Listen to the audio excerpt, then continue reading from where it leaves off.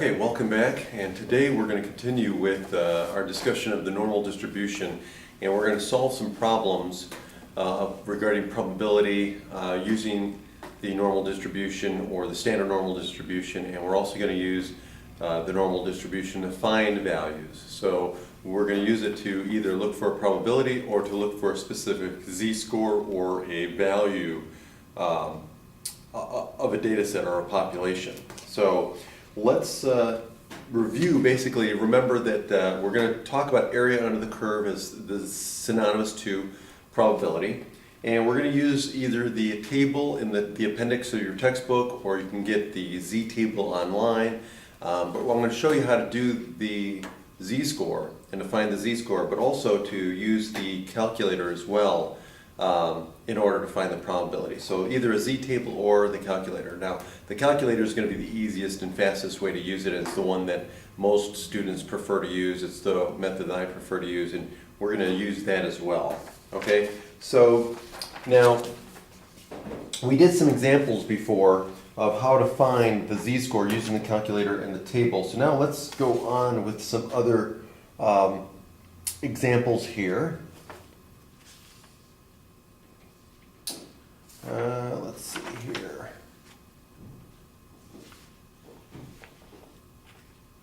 Okay, so here's a good one. So here we have this situation. We have the final exam scores in a large statistics class were normally distributed with a mean of 63 and a standard deviation of 5. And it says, find the probability that a randomly selected student scored more than 65 on the exam.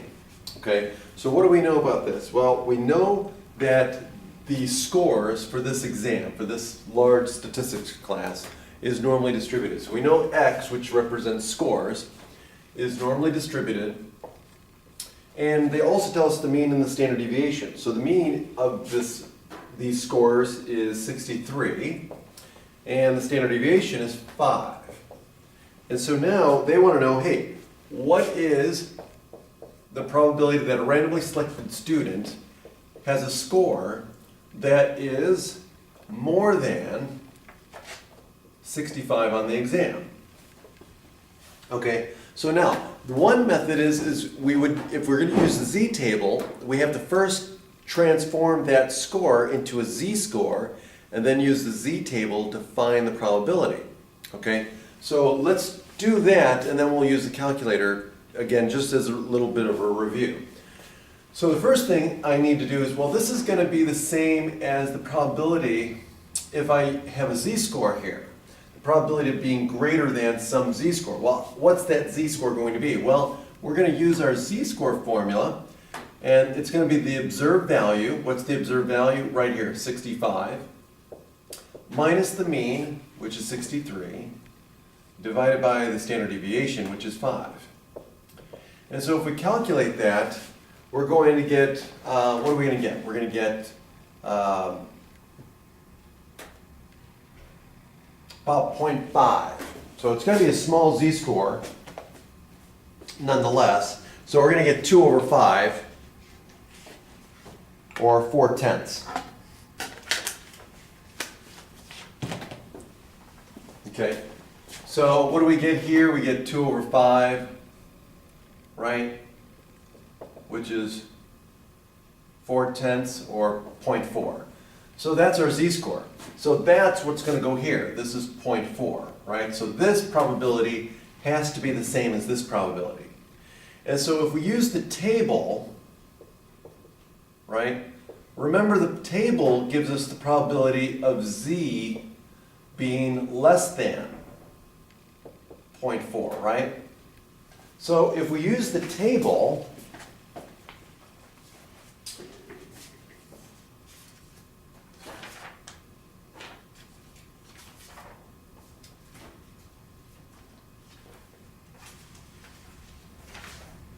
and we look up 0.40, we get 0.6554. Okay? 0.6554. Now, that's not this probability, right? So we're going to have to use 1 minus, we're going to use the complement rule, right? So this is what the table gives us. Remember, the table always gives us the probability of being less than, right? Or it's the area to the left. So we're going to use the complement rule here. So we're going to use 1 minus the probability of z being less than 0.4. So this is going to be what? It's going to be equal to 1 minus 0.6554, which is then going to be 0.3446. And this is the answer, right? That's the answer, okay? So that's the way you would use the z-table. That's the only way you can use the z-table, right? You have to transform the x value to a z-score and then use the table to figure it out, okay? And always remember that if we're looking for greater than, and we're using the z-table, we have to use the complement rule because the table always gives us the area to the left, okay? Okay, so now that's what we're using the table. Now let's use the calculator. Okay, now the calculator is much easier and faster because we don't have to deal with z-scores, right? And we don't have to deal with the complement rule. So let's do it using the calculator. So the function that we're always going to use for probability when it comes to the normal distribution is normal CDF. So again, we're going to use normal CDF. And then the lower bound, well, what's the lower bound here? Well, it's greater than 65. So it's 65 or more. So the lower bound is 65. The upper bound here goes off to infinity, right? Normal distribution goes off to infinity. So we're going to use 10 to the 99th power as our upper bound. So 10 to the 99th power, and then followed by the mean, right? That's the next thing. The mean is 63 in this case, and the standard deviation is 5. And so now, all we have to do is just plug that into our calculator, and we're done, okay? So remember, your normal CDF function is under your distribution menu, so you go to second vars, and then you go to 2, which is normal CDF, hit enter, and now I'm just going to enter in my numbers.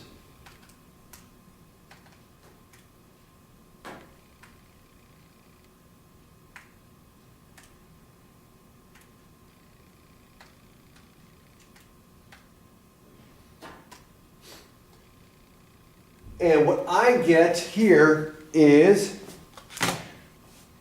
0.3446. If you round the 4 decimal places, 0.3446. Okay? Which is the same answer that we got before, I believe. Okay?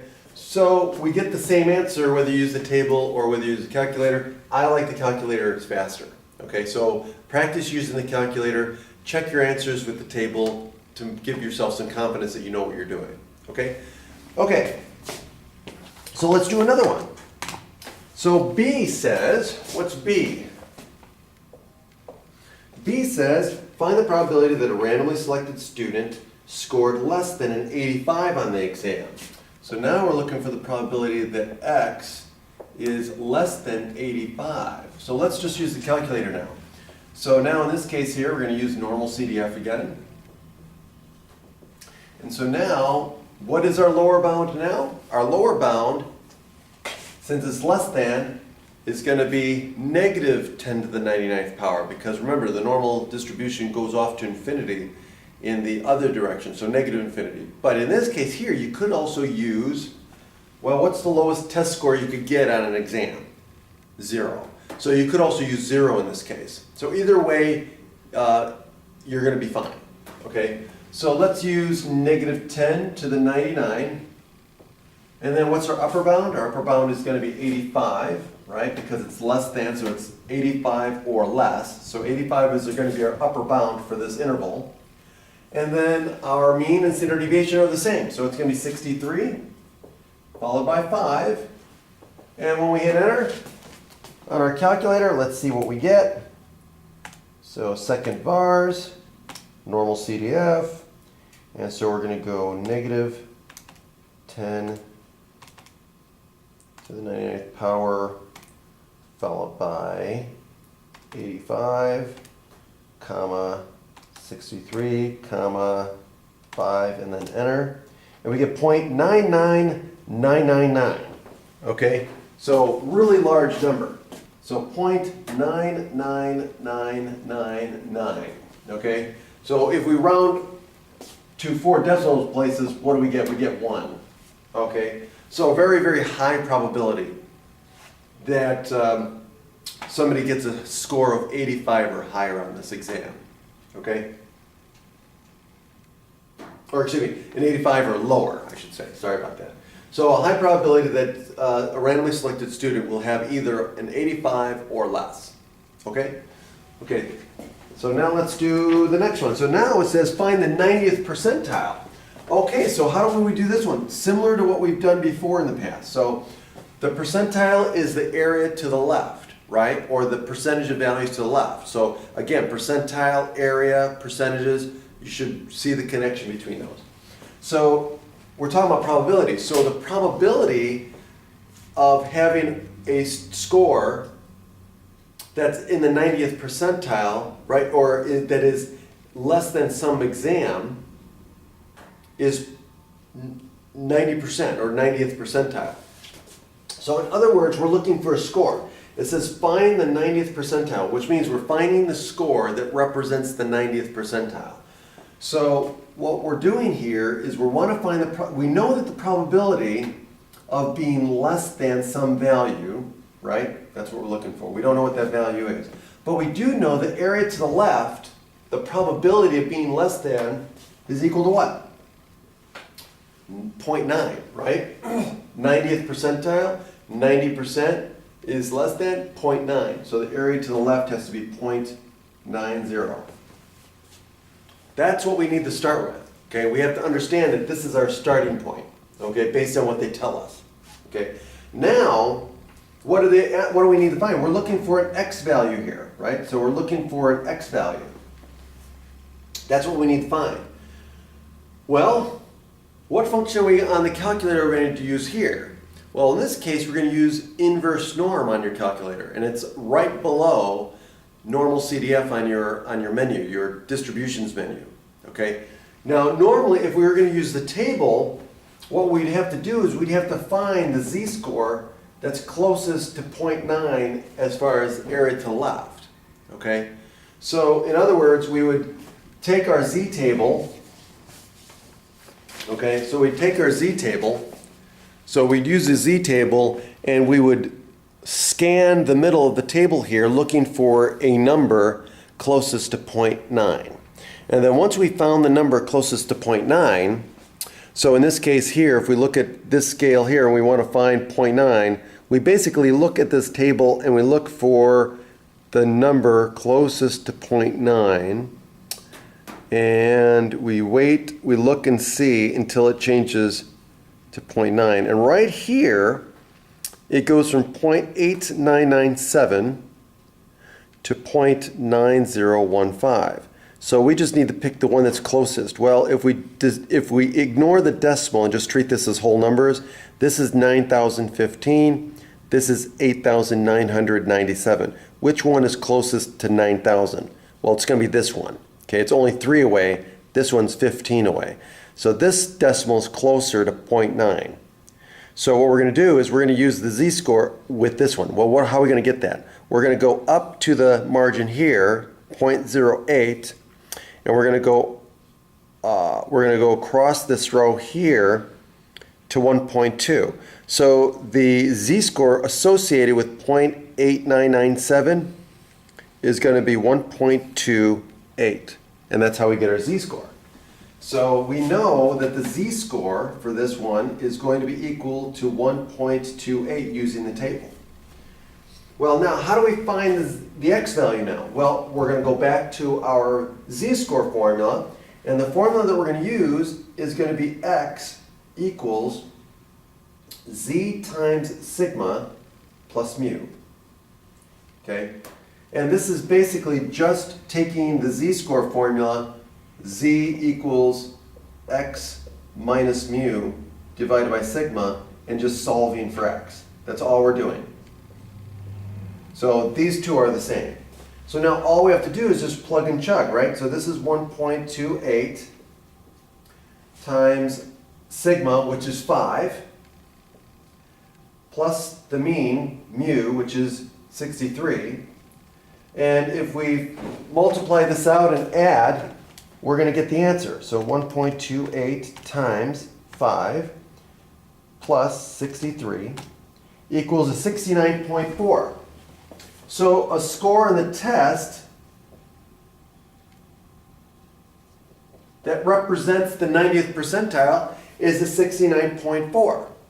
That's the answer, right? So that's using the table. But what if we want to use the calculator? Well, in this case, since we're looking for an x value, then all we have to do is use inverse norm. So it would be x is equal to inverse norm. And in this case here, the first thing we have to put in is the area to the left. So what is the area to the left of this x value? That's this value right here, the 0.9. That's what the percentile means. So the 0.9 goes here, followed by the mean and the standard deviation. So what's the mean? The mean is 63. What's the standard deviation? 5. And that's it. So if we use inverse norm, then all we're going to do is plug in the numbers and hit enter. So if we go to number 3, so we go to second vars, number 3, and then we're going to put in 0.9, comma, 63, comma 5, and then hit enter, and we get the same answer, 69.4. Okay, so again, I prefer the calculator, easier and quicker to do, but understand why this works. Okay, so that's how you do that one. Okay, so let's do another one. So let's see. Let me see about this one.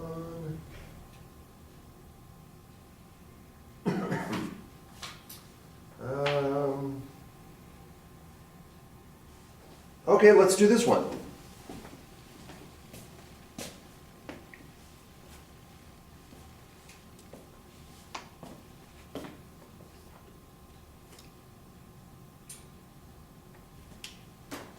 A personal computer is used for office work, at home, research, communication, personal finances, education, entertainment, social networking, and a myriad of other things. Suppose that the average number of hours a household personal computer is used for entertainment is 2 hours per day. Assume that the times spent on entertainment are normally distributed and the standard deviation for the times is half an hour. So let's write that down. Okay, so the distribution of times is normally distributed. So X represents the time spent on a computer for entertainment. Okay, so we know that X is normally distributed. And what do they tell us? They tell us that the average, right, the average number of hours per day used for entertainment is 2 hours. So here's 2 hours right there. And they say the standard deviation for the amount of time is half an hour. Okay, so since we're dealing with hours, it'll be 1/2 an hour. Okay, we want to keep the units the same, right? We don't want to have minutes and hours for each one. Okay, so we want to make sure the units are the same. Now, it says, find the probability that a household personal computer is used for entertainment between 1.8 and 2.75 hours per day.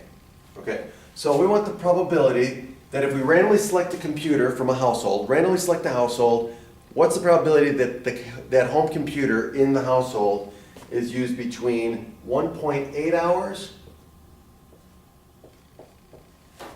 and 2.75 hours. Okay, so here, again, if we did the table, we'd have to calculate the area to the left of this value, right, using the table, because that's what the table gives us. And we'd have to calculate the area to the left of this value, and then subtract those two areas to get the answer. Well, with the calculator, we don't have to do that, okay? So here, we just use normal CDF. And what's our lower bound here? Well, it's going to be this one, 1.8. What's the upper bound for this range? Right here, 2.75. And what's the mean? Well, the mean is 2 hours. And the standard deviation is half an hour, 0.5. And so all we have to do is stick that in the calculator and we're done. So go to second vars, number 2, and now we're going to put in 1.8, comma, 2.75, comma, and then 2 is the mean, and the standard deviation is 0.5, and we get 0.5886. So the probability of a randomly selected household's home computer is used for entertainment between 1.8 hours and 2.75 hours per day is 0.5886. Okay? The other way to look at this too is we could look at this as a percentage, right? We could say that, hey, approximately 58.86% of all households in this population use their computers for entertainment between 1.8 hours and 2.75 hours too. We could interpret it that way too, okay? We'll get to more of that later. Okay, now, the other question, so this is A, the other part of the question is what's the 80th percentile? Same thing, right? So we want to find the 80th percentile, which means we want to find the x value where the probability of being less than that x value, this is what we don't know, is equal to what?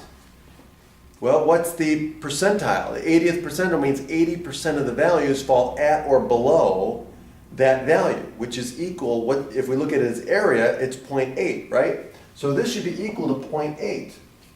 So how do we figure out this value? Well, we're going to either use the table or we're going to use the calculator. So let's use the calculator, and what we're going to use is inverse norm, right? Inverse norm helps us find an x value. So it's going to be x is equal to inverse norm. And now, again, the first position is the percentile, right? What's the percentile here? 0.8. So we're going to put in area to the left, right? It's always going to be area to the left, 0.8.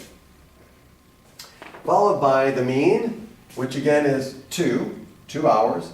And the standard deviation is half an hour, or 1/2 or 0.5. And so what is the number or the amount of time spent on a computer for entertainment that represents the 80th percentile? Well, let's find out. So we'll go to inverse norm. We're going to be 0.8, comma, 2, comma, 0.5, enter. And it's going to be 2.42. So 2.42 hours. So that is the time that represents the 80th percentile. So what does it mean? 80% of all households in this population spend 2.42 hours or less on the computer every day for entertainment purposes. Okay? That's it. That's the end of that problem. So what we're going to do here, let me see here. Let's see here.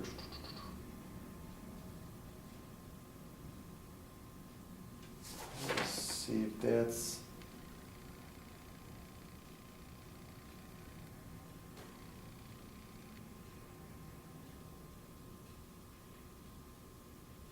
Okay, so how about this?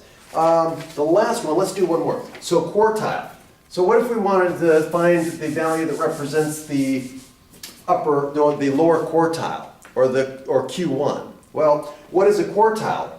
Remember that a quartile splits the data up into 4 partitions, right? 4 pieces, where each piece is 25%, right? So you should remember, what is the lower quartile? It's also equal to the 25th percentile, right? The upper quartile, or Q3, is equal to the 75th percentile. So use that information to solve problems when it asks about quartiles, okay? And obviously Q2 represents the middle quartile, okay? So if I wanted to know the time spent on the home computer that represents the cutoff for the lower 25% or the lower quartile, right? Then what I need to understand is that I'm looking for the X value where the probability or the area to the left is 0.25, okay? So now it's the same thing, but now I know that the area to the left is 0.25. So as soon as you are given Q1 or lower quartile, you should automatically think it's the 25th percentile. And then once you know that, then the rest is the same as what we did before. So to find that X value, we would just use inverse norm. And so now the area to the left for the lower quartile is 0.25, followed by the mean, which is 2, and the standard deviation, which is 0.5, and then we're done. That's it. So it's the exact same way that we did it before.